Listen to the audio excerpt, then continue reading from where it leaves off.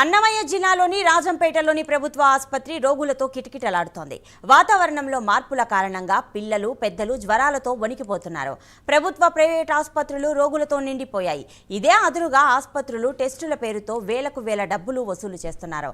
అనారోగ్యంతో బాధపడేవారు ఇంట్లో ఉండకుండా ప్రభుత్వ ఆసుపత్రులకు వచ్చి తగిన చికిత్స చేయించుకుని ఆరోగ్యాన్ని కాపాడుకోవాలని వైద్యులు సూచిస్తున్నారు.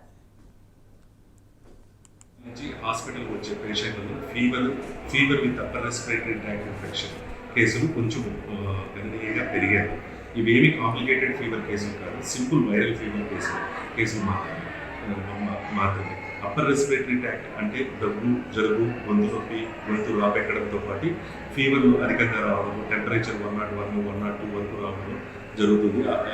ఆ పేషెంట్లు హాస్పిటల్కి వస్తున్నారు. అట్లా వచ్చిన పేషెంట్లందరికీ తగిన వైద్య సదుపాయం, వైద్య పరీక్షలన్నీ చేయించి అడ్మిషన్ చేసి వాళ్ళకి ఇవ్వాల్సిన వైద్యం అంతా సక్రమంగా ఇస్తున్నాము. ఈ 10 రోజుల్లో మేము చేసిన malaria, Widal plus NS1 antigen టెస్ట్లలో ఒకే ఒక టెస్ట్ NS1 యాంటీజెన్ నిన్న పాజిటివ్ వచ్చింది. ఆ పేషెంట్ని ఫర్దర్